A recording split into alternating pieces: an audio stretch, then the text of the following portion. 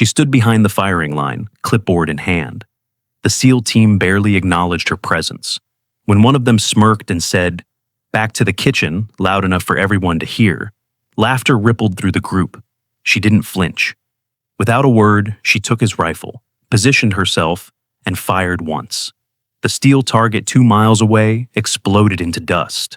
No one had hit it all day. Silence fell as she handed the rifle back and walked away, leaving behind nothing but stunned faces and the beginning of a legend. From which city in the world are you watching this video today? If you enjoyed this story and want to see more like it, consider subscribing. We share new stories of extraordinary people every week. The morning sun glinted off polished rifle barrels as Zyren Blackwood methodically arranged her equipment near the firing range.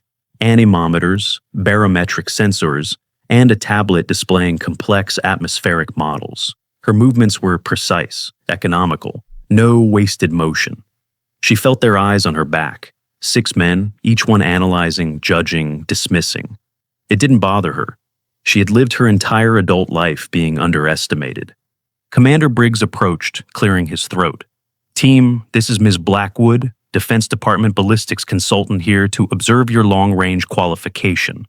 The 6 men of the SEAL team exchanged skeptical glances, their eyes lingering on her civilian attire, the lack of any military insignia or patches.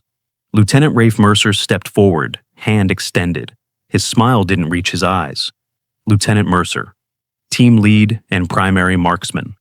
His grip was unnecessarily firm. "Zyren Blackwood," she replied, her voice neutral. No return smile, just a slight nod. Mercer's eyes narrowed slightly at her name. "Zyren? That's unusual." "So I've been told," she replied, turning back to her instruments. As she calibrated her equipment, fragments of memory flashed unbidden. Equations covering glass walls. Her hands steady on a custom rifle. A white-haired man nodding approvingly. Subject 7 shows remarkable aptitude. The memory dissolved as quickly as it had formed. "Ms. Blackwood will be taking notes on your performance," Commander Briggs continued. "Part of a duty efficiency study. Just pretend she's not here." The qualification began. 400 yards, 800, 1200. The SEALs were exceptional, hitting targets with impressive consistency. At 1 mile, their accuracy declined, but still remained within acceptable parameters. Zyren took meticulous notes, occasionally glancing at her atmospheric instruments. The data points formed patterns in her mind, mathematical models that predicted the path of each bullet before it was fired. Then came the final station, a steel plate barely visible through spotting scopes, positioned precisely 2 miles from the firing line. "Wind's tricky today," Briggs commented. "But that's the point of this exercise." Mercer took position first. His breathing slowed, his body becoming perfectly still. He fired. The spotter tracked the bullet's path. "Miss! 3 feet left!" Mercer adjusted, fired again. "Miss! 2 feet right." A third attempt. "Miss!" Zyren made notations on her clipboard, then adjusted one of her instruments. The movement caught Mercer's eye as he stood, frustration evident in the tight set of his jaw. "Got something to say?" he challenged. "Wind variance at that distance requires compensating for Coriolis effect, and I know how to shoot," he cut her off. "Been doing this since you were arranging flowers or whatever civilians do." Several of the SEALs chuckled. Zyren returned to her notes, face impassive. Another memory surfaced, her hands aching from firing hundreds of rounds daily. Instructors pushing, demanding perfection. Subject 7 has achieved 92% accuracy at ranges previously considered impossible. One by one, each team member attempted the impossible shot. Not one succeeded. As the day progressed, the weight of collective failure hung heavy. The mood darkened with each miss, the men growing increasingly frustrated. Zyren continued her silent observations, occasionally glancing at her instruments, making calculations. Mercer's irritation grew with each failed attempt, his gaze repeatedly returning to her, as if she were somehow responsible for his inability to hit the target. Mid-afternoon, a black SUV arrived. Colonel Ashton Wolfe emerged, tall, silver-haired, with the kind of authority that silenced rooms without effort. Her eyes immediately found Zyren, lingering there with unmistakable recognition. Commander Briggs, she greeted. How's the qualification proceeding? All targets successful except the final station, ma'am. Wolf nodded, her gaze returning to Zairin. And our observer? Providing valuable insight? Before Briggs could answer, Mercer, preparing for another attempt, spoke loudly enough for everyone to hear. What's the point of having her here? Back to the kitchen is where she belongs, not pretending to understand what we do. Silence fell. The other SEALs looked uncomfortable, but no one spoke up. Zairin felt something shift inside her. A familiar coldness, a detachment that had once been her constant companion. She remembered another voice from her past. Emotional response decreases accuracy by 17%. Suppress it. Control it. Colonel Wolf's eyes narrowed. Ms. Blackwood, she said suddenly, do you have any recommendations for the team? Before she could answer, Mercer interrupted. With all due respect, Colonel, we don't need civilian input on specialized tactical. I didn't ask you, Lieutenant. Wolf cut him off sharply. Zairin stood, approaching Commander Briggs with measured steps. May I demonstrate something? She asked quietly. The commander, intrigued, nodded. She walked to the firing line. Mercer smirked as she picked up his rifle, the custom Barrett M82A1 he'd been using all day. That's a .50 caliber rifle with significant recoil, he warned mockingly. Not exactly beginner-friendly. Zairin didn't respond. She inspected the weapon with practiced hands, making several quick adjustments to the scope. From her pocket, she removed a small device, checked readings, and closed her eyes briefly, calculations flowing behind her eyelids. The SEALs exchanged amused glances. Colonel Wolf watched intently, her posture suddenly alert. Zairin took position, and the transformation was immediate. Her breathing changed, her posture shifted subtly. She became perfectly still, a statue carved from flesh. The world narrowed to a single point of focus. Wind speed, 7.3 miles per hour, gusting to 9.1. Direction, 193 degrees. Temperature, 78.2 degrees Fahrenheit. Humidity, 62%. Barometric pressure, 29.87 inches of mercury. Earth rotation, 7.292115, 9 times 10 to the power of -5 radians per second. Target distance, 3,520 yards. 27 variables. 1 equation, 1 solution. A single controlled breath, 1 squeeze of the trigger. Through the spotting scope, they watched as the impossible target, 2 miles distant, exploded into fragments. Absolute silence fell over the range. The spotter, stunned, said nothing. Mercer's face drained of color. Zairin handed the rifle back without comment and returned to her table. What just happened? Commander Briggs asked Wolf, his voice barely above a whisper. That, Wolf replied, was the most classified weapons program in DoD history. She paused. Not the rifle, the shooter. Another memory flashed through Zairin's mind. Sterile rooms, endless tests, her hands aching from firing hundreds of rounds daily. A voice. Subject 7 has achieved 100% accuracy at ranges previously considered impossible. Ms. Blackwood, Colonel Wolf approached her table. We need to talk. In a secured conference room, Zairin sat alone when Wolf entered. The colonel closed the door, engaged the electronic lock, and sat across from her. 12 years ago, Wolf began without preamble. The military began a program to identify individuals with extraordinary mathematical abilities and specialized neurological patterns, people who could calculate complex ballistic equations in real time, accounting for variables no computer could process fast enough. Project Longshot, Zairin said flatly. I was Subject 7. The only successful subject, Wolf corrected, and then you disappeared. I didn't disappear. I was discarded when the program was shut down. Too expensive, too specialized. Until today when someone remembered I existed. Wolf nodded. We have a situation. 1 shot, 1 opportunity, impossible parameters. Every ballistics computer says it can't be done. And suddenly, I'm useful again, Zairin said without emotion. Not useful, essential. Zairin's gaze was steady. Why should I help you? Because despite everything, you still believe in what you were trained to do. Protect people who can't protect themselves. Pretty words for what I really am. A weapon aimed at whoever you designate as a target. Wolf leaned forward, That shot you just made? It wasn't to show up Lieutenant Mercer, though I admit I enjoyed watching that. It was because you couldn't help yourself. You saw a problem that needed solving, an equation that needed balancing. She paused. That's who you are, Zahirin, not a weapon, a problem solver. For the first time since arriving, Zahirin felt something other than cold detachment, a flicker of purpose. What's the target? She asked. Wolf slid a folder across the table. Alexander Volkov, former Russian intelligence, now the most successful arms dealer in the world, specializes in selling to terrorist organizations. Zahirin opened the folder, studied the photographs, the satellite imagery of a mountain compound. 3 miles, she noted, uphill, multiple atmospheric layers. Impossible, Wolf said, according to every computer model. Not impossible, Zahirin replied. Just improbable. So you'll do it?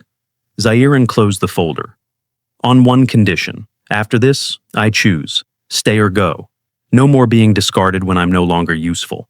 Agreed, Wolf said without hesitation. She stood. We leave in 2 hours. Mercer's team will provide security and extraction. They won't be happy about that. They don't have to be happy. They just have to do their jobs. Wolf paused to the door. For what it's worth, I fought to keep the program running. I knew what you were capable of. You mean what I was worth, Zahirin corrected. No, Wolf said. What you were capable of. There's a difference. After Wolf left, Zahirin remained seated, staring at the folder. The equations were already forming in her mind, calculating possibilities, mapping trajectories. The familiar cold focus returning. One shot, one target, one solution. She stood, gathered her things, and prepared to become what she had been created to be, the perfect shot. The team was assembled in a briefing room an hour later. Mercer and his SEALs, Commander Briggs, Colonel Wolf, and Zahirin. The atmosphere was tense, uncomfortable. The men avoided looking directly at Zahirin, except for Mercer, whose gaze was openly hostile. 36 hours ago, Wolf began. Intelligence confirmed the location of Alexander Volkov, responsible for the deaths of 17 American operatives over the past decade. She activated a screen showing satellite imagery of a compound nestled in rugged terrain. He's in this fortress in the Caucasus Mountains, completely impenetrable by conventional means. So we insert and extract, Mercer said, leaning forward. Impossible, Wolf replied, shaking her head. Anti-aircraft systems, 300 guards, motion sensors covering every approach. There's only one option, a single shot from here. She indicated a ridge nearly 3 miles from the compound. Murmurs filled the room. That's beyond maximum effective range of any weapon system, one of the SEALs objected. For any normal shooter, yes, Wolf agreed, looking at Zahirin. But we don't have a normal shooter. Mercer stood. With all due respect, Colonel, one lucky shot at the range doesn't qualify. It wasn't luck, Zahirin interrupted, her voice cutting through the room like a blade. It was mathematics, physics, the human brain processing 27 variables simultaneously. She looked directly at Mercer for the first time. And it wasn't my first impossible shot. Wolf distributed folders. Project Longshot identified individuals with unique neurological structures, people whose brains process spatial relationships, atmospheric conditions, and ballistic trajectories as naturally as breathing. 7 candidates were identified. Only one succeeded. Zahirin remembered the others, 6 other children, all with exceptional mathematical abilities, all pushed to their breaking points, all who eventually failed to achieve what the program demanded. What had happened to them afterward, she had never known. You're telling us she's some kind of super soldier? Briggs asked, skepticism evident. No, Zahirin answered before Wolf could speak. Just someone who sees the world differently. She opened her folder. I'll need a custom rifle, specific ammunition, and complete atmospheric data for the target zone. You'll have everything, Wolf assured her. Lieutenant Mercer's team will provide security and extraction. Mercer's jaw tightened, but he nodded. Professional to the core, whatever his personal feelings. The briefing continued, operational details discussed, contingencies planned. Throughout, Zahirin remained silent, studying the satellite images, committing topographical features to memory, calculating angles and trajectories. When the meeting concluded, the team dispersed to prepare. Zairen remained, still studying the images.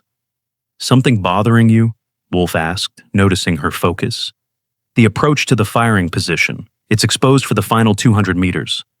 That's why you have Mercer's team. They're the best at what they do. Are they, or are they just the ones who happen to be available? Wolf smiled slightly. Both.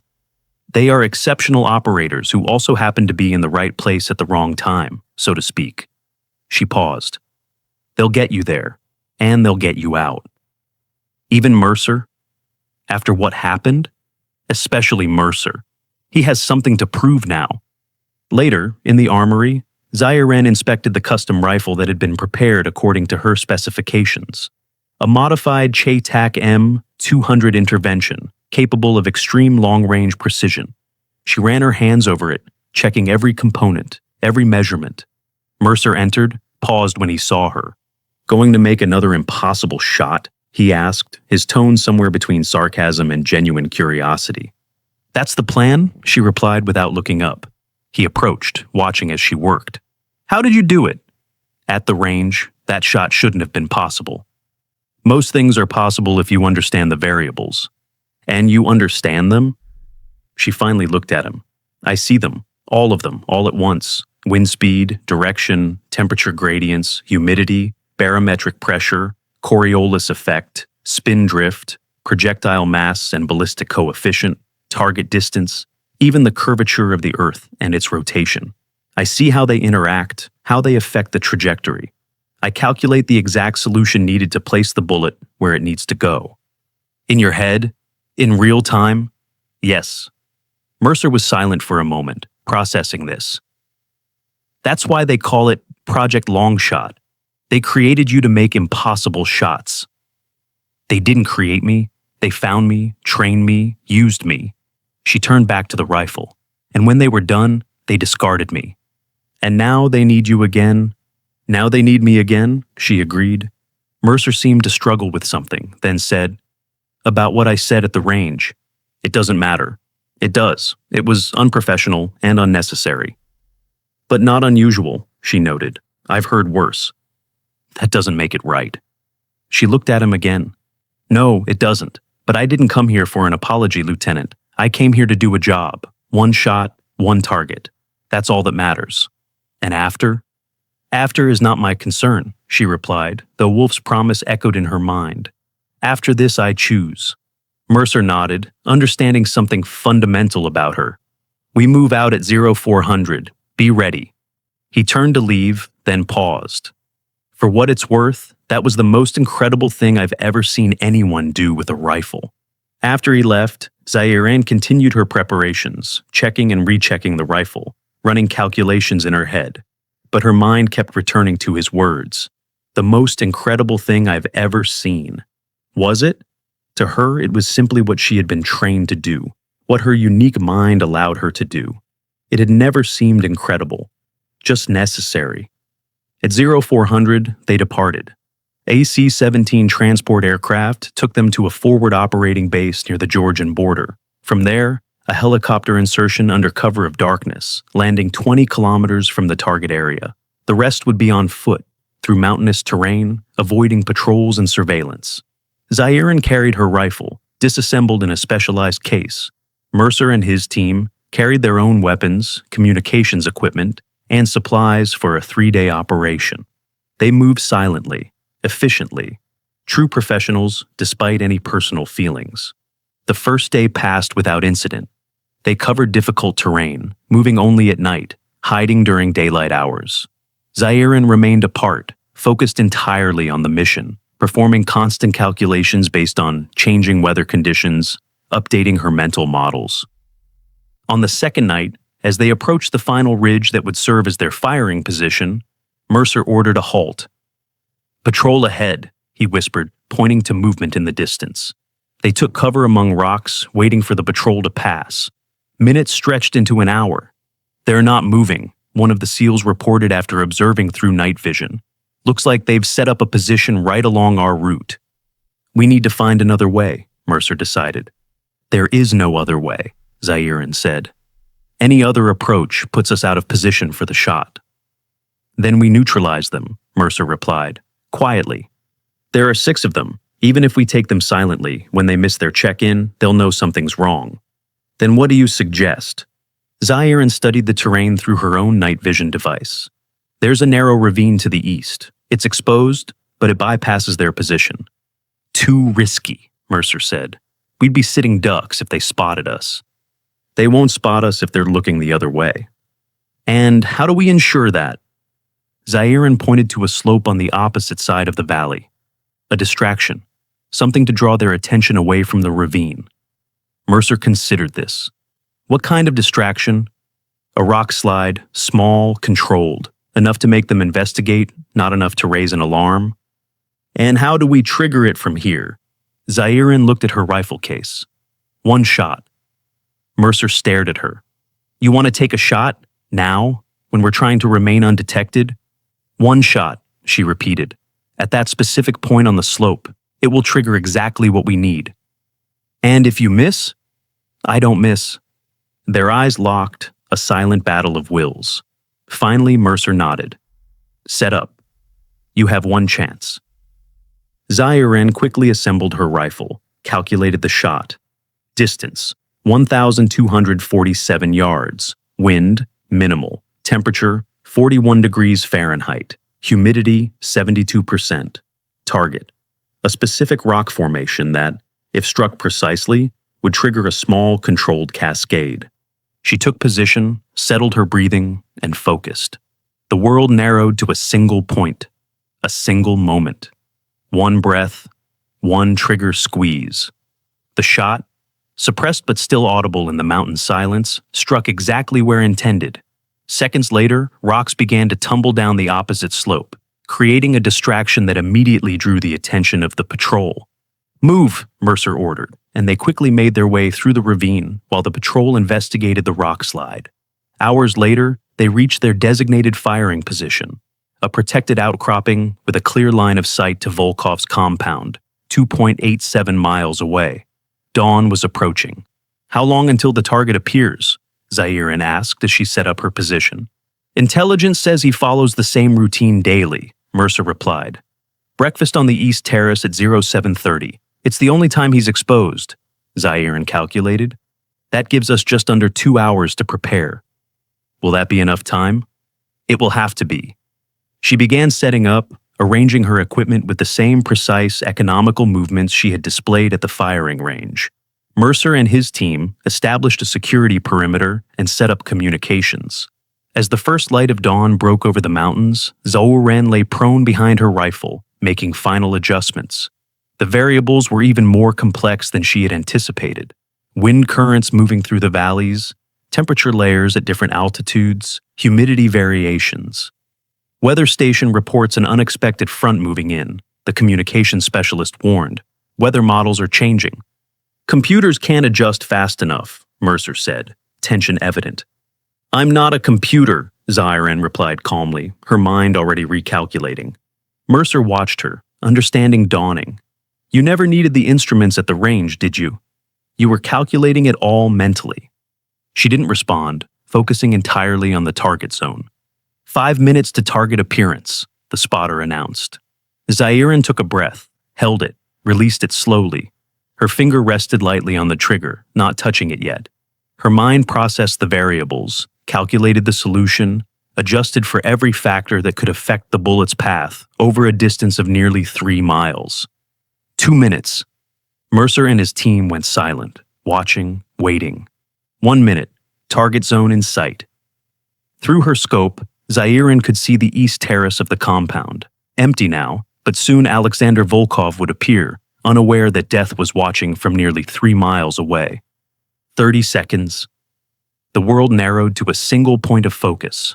Every variable, every calculation, every factor merged into one perfect solution. One trajectory, one moment.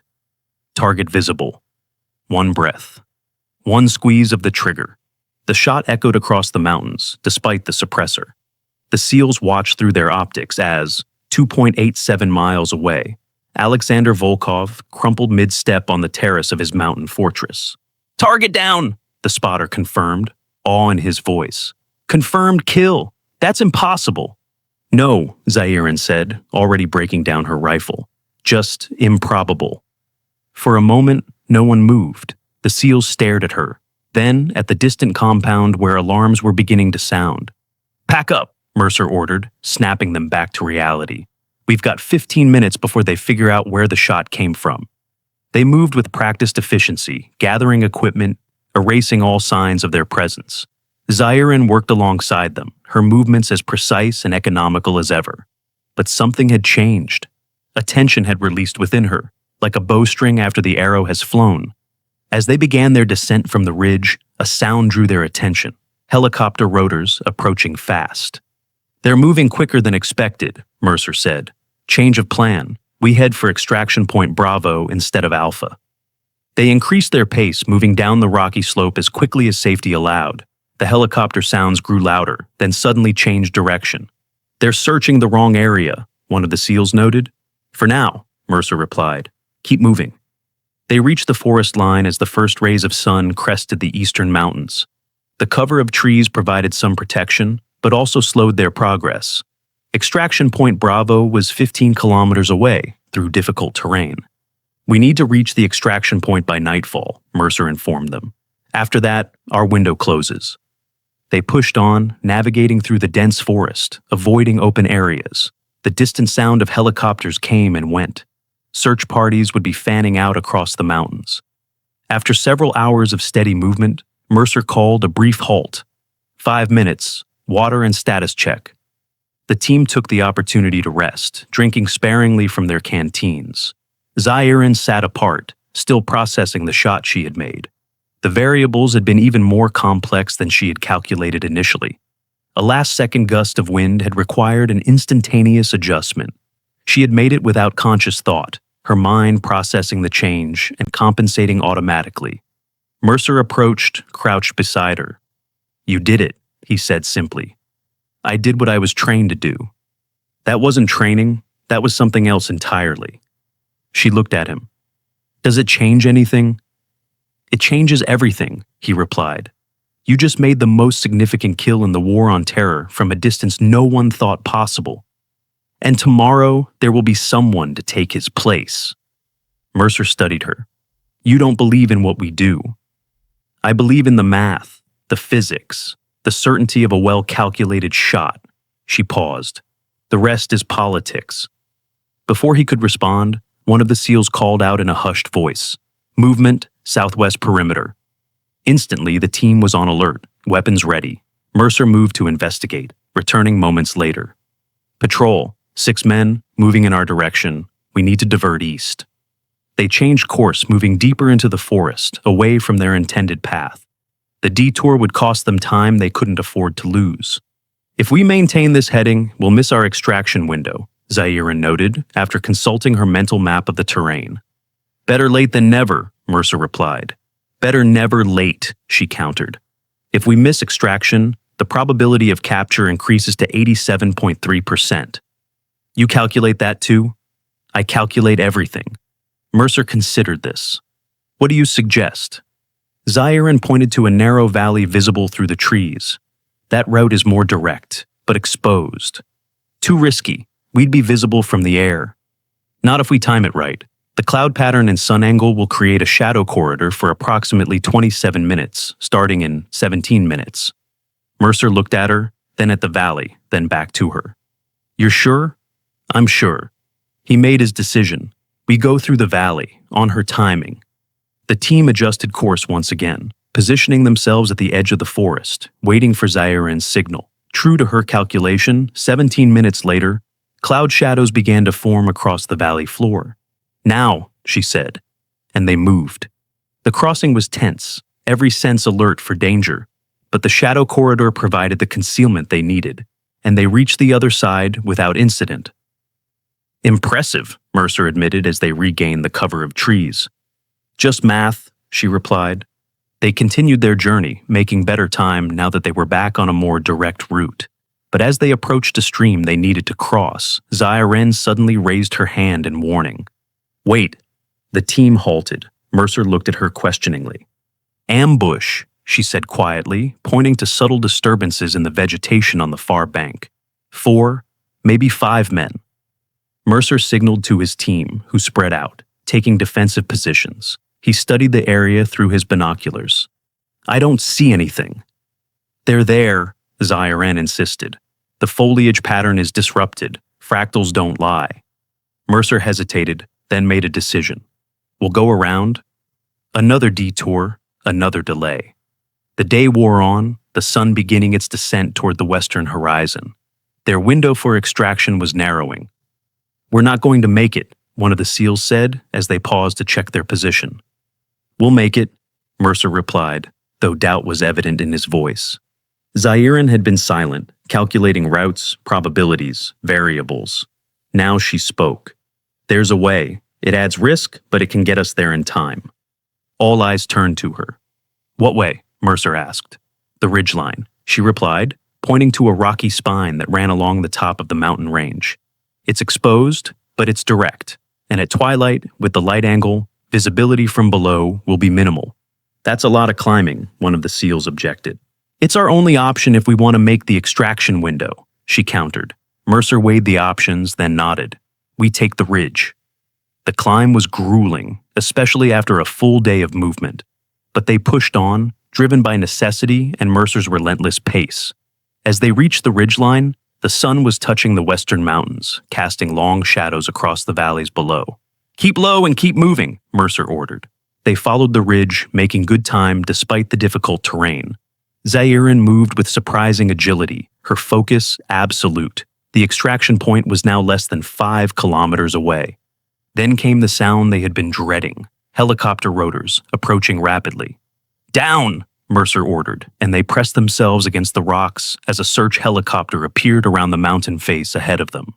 For a heart-stopping moment, it seemed the aircraft would fly directly over their position, but it banked slightly following the valley below instead of the ridgeline. Too close, one of the SEALs muttered as they resumed their movement.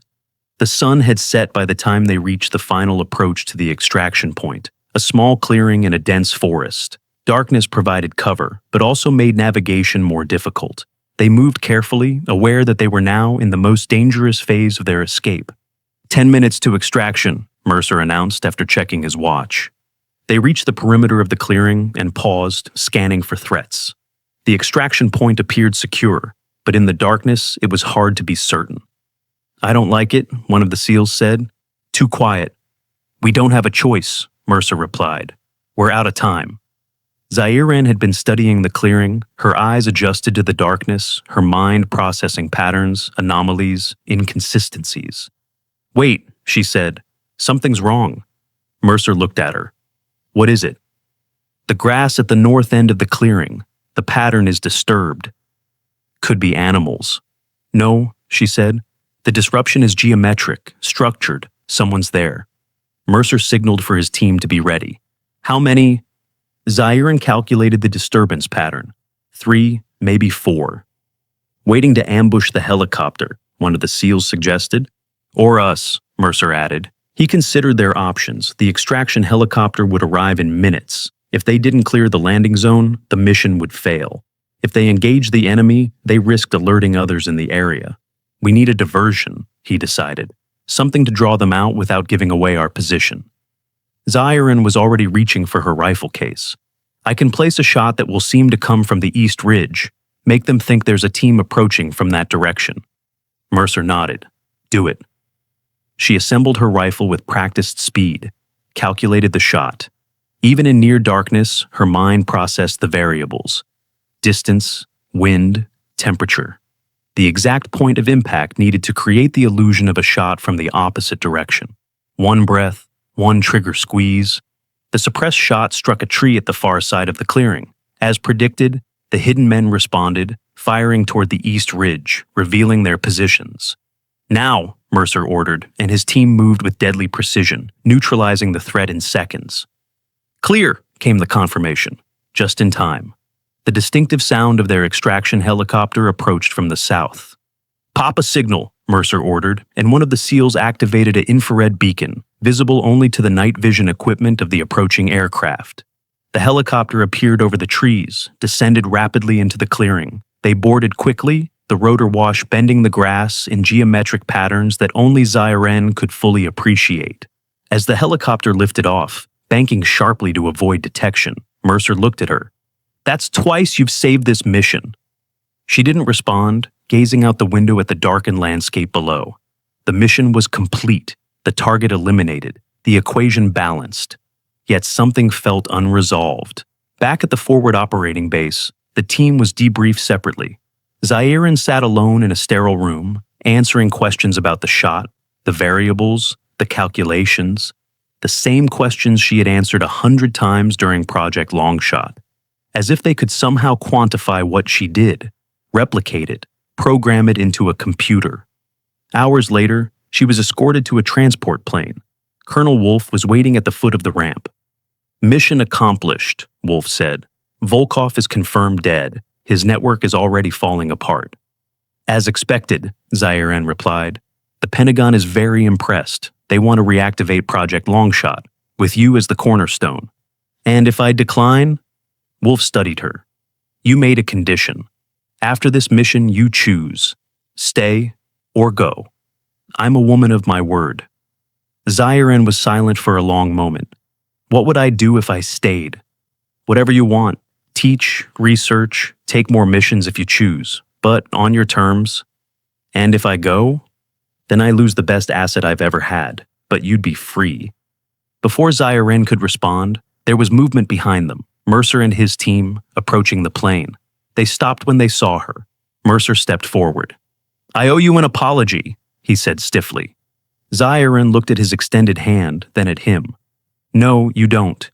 You owe an apology to every woman you've ever underestimated. I'm just the one who happened to prove you wrong." She turned to board the plane, but Mercer's voice stopped her. "We're being deployed again next week. High-value target in Yemen, impossible conditions." He paused. "We could use someone who sees the world differently." Zyren looked back at him, then at Wolf. "I'm not a weapon." "No," Wolf agreed. "You're a choice. Your choice." For the first time since the mission began, Zyren felt something other than cold calculation, a sense of possibility, of agency. "I'll think about it," she said, and boarded the plane. As the aircraft taxied for takeoff, she looked out the window. The team stood watching, Mercer at their center, not looking away this time, not dismissing her. Zyren leaned back in her seat, closed her eyes. The variables were complex, the calculation difficult, the trajectory uncertain. But for once, the target was of her own choosing. She opened her eyes as the plane lifted off, carrying her toward a future that, for the first time, she would calculate for herself. In the distance, the mountains where she had made her impossible shot faded into the darkness, but the legend that had begun that day with a single trigger squeeze would only grow. The legend of the woman who could make the impossible shot. Have you ever known someone who never asked for recognition but deserved more than anyone else?